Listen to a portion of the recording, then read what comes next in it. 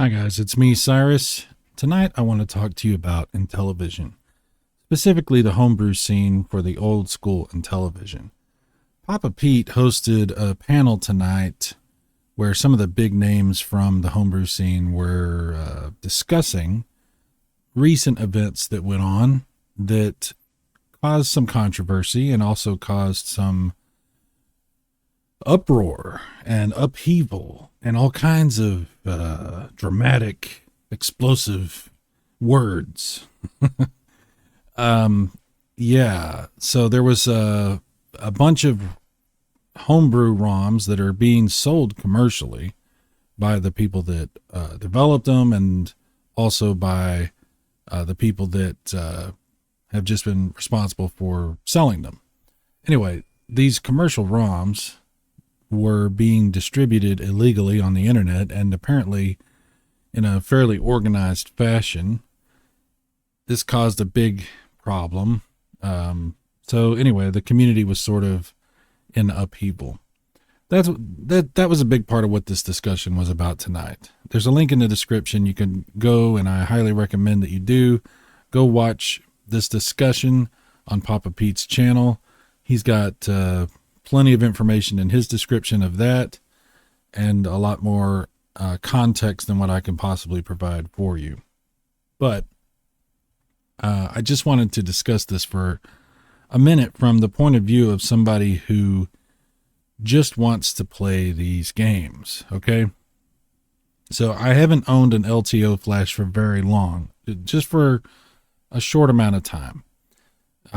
Casey helped me get this thing, and I am always going to be grateful for that, for him helping me to get the LTO flash cartridge. Since I got it, I have bought a whole bunch of ROMs. I have bought not every single one of them, but a lot of them. And then I found out about some that I had never heard of. And when I found out about them, I was also told that, oh yeah, they're all gone. You can't buy them now. I think that's being resolved. I don't know exactly what's going on. And this is what I wanted to talk about was, as someone who is interested in buying the ROMs and paying for them, supporting the efforts of these really passionate and dedicated programmers and entrepreneurs, I'm trying to support that. I'm also trying to enjoy the experiences that they're providing me as a fan of the Intellivision. So I want to play their games. I want to play them. Some of these games are protected, quote unquote protected, to where they don't work on emulators. There's one emulator that will run them, but they're intended pretty much to be run on the LTO flash cartridge. And like I said, I just recently got one, so I haven't had one that long. And they're really hard to get.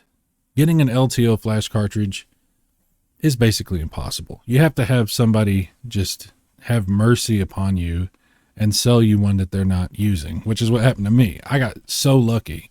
But I also was like super whiny. Like I have no shame in admitting that. I went out of my way to be as loud and obnoxious and squeaky as I could possibly be, hoping somebody would, and thankfully did, have mercy upon me. And like I said, I will be eternally grateful to Casey for helping me resolve that situation and get an LTO. But I mean, let's be honest. Nobody would have heard me being obnoxious and whiny and squeaky if I wouldn't have had a YouTube channel, and if I wouldn't have been as persistent as I was. So there's a ton of people out there. I know there has to be a ton of people out there who are also fans of the old school Intellivision and just can't get an LTO flash cartridge. It's hard to get. It's impossible to get. Hopefully that improves. Hopefully that gets better. But if you don't have that, you're going to be kind of out of luck, because a lot of these games that come out require that. Some of them, like I said, do work with this one emulator, but that emulator is kind of quirky. It's not set up for RetroArch. It's a lot of devices that support emulators can't run that emulator. So it's a little dicey. But even if you have the LTO flash, if they don't make the games available for you to buy in a ROM format, you're not going to be able to buy them. And I know that there'd been a lot of consternation and hand wringing over whether or not these ROMs need to be sold at all. Like some people, were pretty upset, like I said, about all this piracy that was going on. And they're like, hey, maybe that's it for ROMs. Maybe we don't do that anymore. And we just do the limited run of cartridges and then that's it. There was discussion about that being the case. Of course, there was also discussion about those cartridges being protected.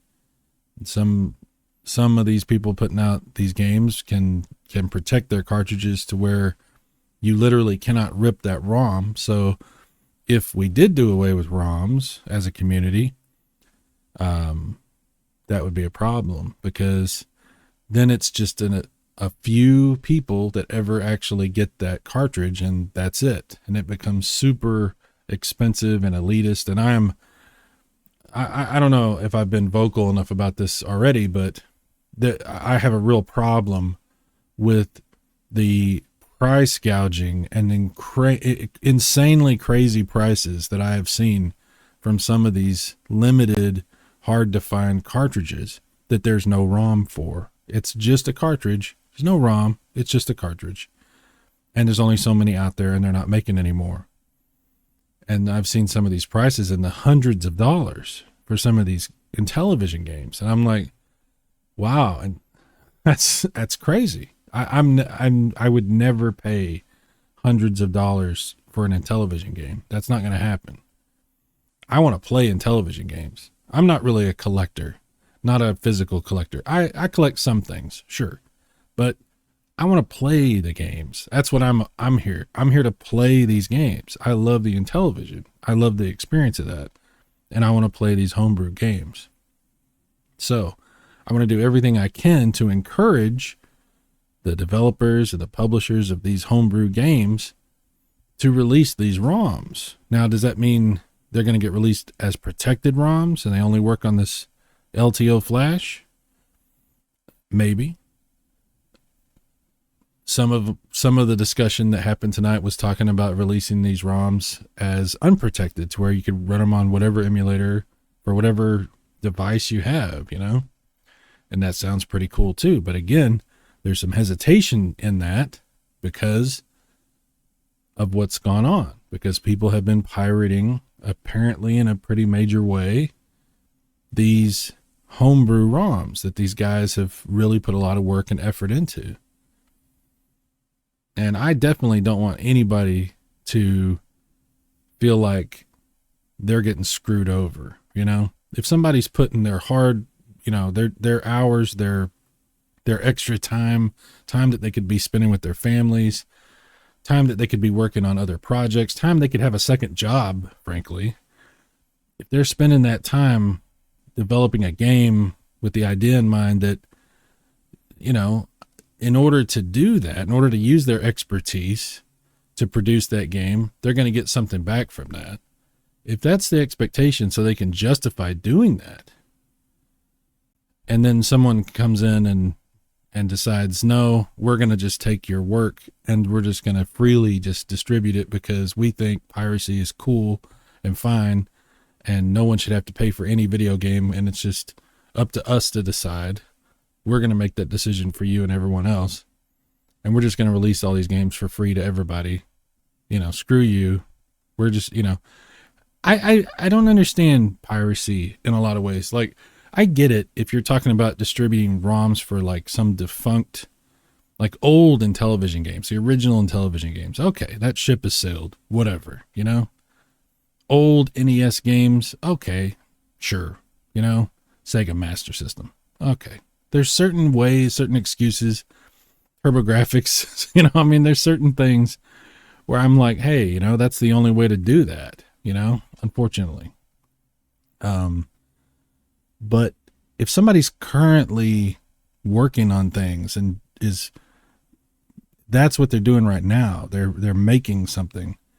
And based on the success of this thing they're doing now, that's going to determine if they do the next thing, Oh, I really like that homebrew game you made. Hopefully you make a sequel to it. Well, I want to make a sequel to it, but I need to make sure, this time and effort and everything that I put into this, inspires me and gives me the reward I need to be able to do that. Frankly, to pay for the time. Because like I said, these people are very talented and could be doing a lot of things with that time. And if they see their huge investment of time put into something squandered by people who just have decided to just take that away from them, if that happens, those people have a hard decision to make about whether or not they want to do that again. Do I want to invest that time and that effort into this thing that I think is going to hopefully pay for itself and maybe even give me a little bit of extra cash as an incentive to keep doing this? Those people are going to have to decide whether they want to keep doing that or not. And unfortunately, the pirate is deciding. The pirate's deciding that for them and us. And then the next game doesn't get made. And then there's no game to pirate. And there's no game to enjoy for those of us who are wanting to pay for the game. And then there's no games, I just to kind of touch on this slightly, I recently made a retro gaming magazine. I did 4 issues of that. And I got an enormous amount of flack from certain people because I initially had the price set very low. Okay. But it was enough. There was still a little bit of margin where I would make a little bit of money, not much, maybe like $1 for every magazine. But I got such blowback because the price was higher than what people wanted that I decided to release the magazine for free digitally and to set the price to where I get nothing. I get zero money. The money for the magazine goes to just the publisher. I don't even get any money. And I'll tell you what, I finished all 4 issues of my magazine that I said I would do. But I'm not going to lie. I don't have any real incentive to keep making magazines now because I'm like, well, I'm not going to make any money on that. It's not going to pay for any of the time I put into it. I've enjoyed doing it. It was fun. Sure. But there's definitely a lack of, motivation that could have been there to incentivize me to want to keep going with something like that. I don't want to deal with entitlement. I don't want to deal with the people who feel like they're owed everything for free. I just don't want to deal with that. Fine. Take it for free. And I'm done. You're not going to force me to keep making these. I enjoyed what I did. You're not going to take that away from me. But you did sort of take away my inspiration and motivation to maybe turn this into a regular thing. You see what I'm saying? So I definitely empathize and sympathize with the publishers and the developers of these homebrew games. And I would hope that as a community who supports homebrew developers and publishers, that we could understand their point of view. And we could say, hey, piracy is out there. It's a thing. Sure. Yeah. We've all pirated ROMs. Absolutely. Absolutely. I'm not saying I haven't, but I haven't ever pirated ROMs from somebody who is making them now, like a current. It's like, to me, I don't know, maybe you see it differently, but to me, I see a difference between piracy of modern release software and piracy of like legacy software, old stuff, abandonware, older ROMs, things like that. I think there's a pretty big difference. And if I knew that pirating a ROM was going to hurt somebody, I mean, I'm not going to do that, you know? And if I've had an opportunity to purchase a ROM, even if it is a legacy, older ROM, Neo Geo games or TurboGrafx games or whatever, if I've had an opportunity to purchase them, I've tried to do that too. Because I don't want to own things illegally. I don't want to. And I don't think I'm owed that just because I love video games. That doesn't mean I'm owed all the video games for free. I don't own all the video games. You know, I want to play them. And, you know, we've made decisions as a community, I guess, about how we feel about all that. But I think that we definitely should give a lot more thought and a lot more consideration to people that are currently working on things and how our decisions can affect the next thing they do. And if we want to keep people around that are not only capable of producing stuff that we want, but willing to produce stuff that we want, because we can absolutely push them out the door. We can absolutely nudge them just enough to where they've had enough. And then that's the end of that. And there's no more new games for Intellivision or the Atari Jaguar or the Sega Genesis or whatever you want. These people don't have to do this. They could be doing something else and probably making a hell of a lot more money and dealing with a whole lot less entitlement.